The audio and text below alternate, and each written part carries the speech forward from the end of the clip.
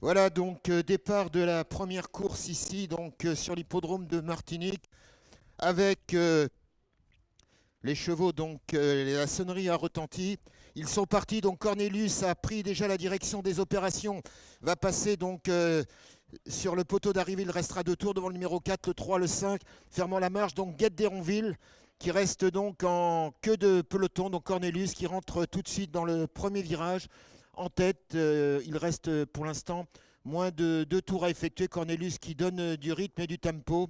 Dans le milieu de virage, on sent que c'est une course d'attente, c'est une course de reprise. Les chevaux n'ont pas couru depuis pratiquement un mois. Donc pour l'instant, on est en train d'un petit peu de s'évaluer. Le peloton, lui, est en train de se reformer et de se regrouper. On va rentrer maintenant dans la ligne droite d'en face avec toujours, dès lors qu'on les verra apparaître, Cornelius, donc qui devrait normalement toujours tenir tête et corde.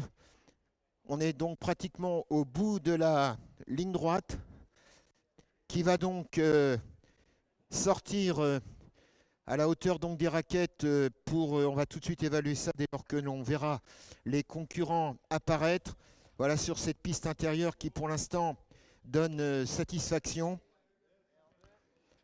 Voilà donc les chevaux dans le virage maintenant, c'est toujours, il y a du rythme, il y a du tempo dans cette première course qui apparaît en tête. Toujours voilà, le peloton qui complètement s'est reformé avec pratiquement 2 chevaux de front. Ils vont passer donc à notre hauteur maintenant.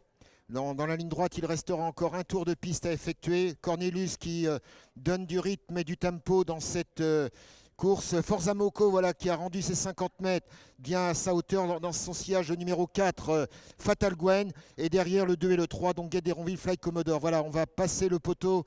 Il va rester moins d'un tour. Donc toujours à la lutte maintenant avec Cornelius qui tient tête et corde. Forza Moco donc qui est en train de vouloir le couvrir.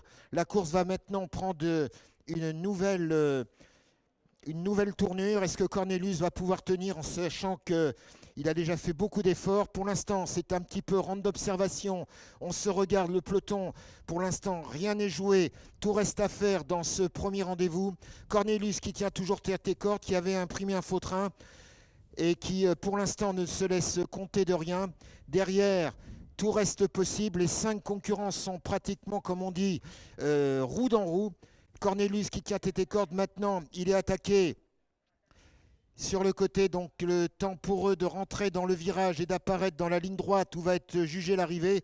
En tout cas, une course qui, pour l'instant, n'est absolument pas jouée. Donc entre ces 5 concurrents, on est maintenant dans le virage.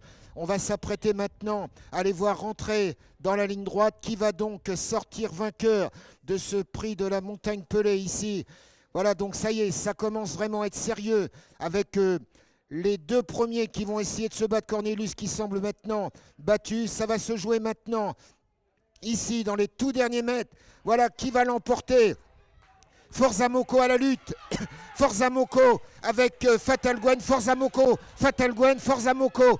Et c'est Forza Moco qui l'emporte devant Fatal Gwen, Fly Commodore. Ça a été très serré. 4e le numéro 2, Guette d'Héronville, et 5e Cornelius. Ça s'est joué vraiment au finish. Et on va attendre bien sûr le résultat officiel.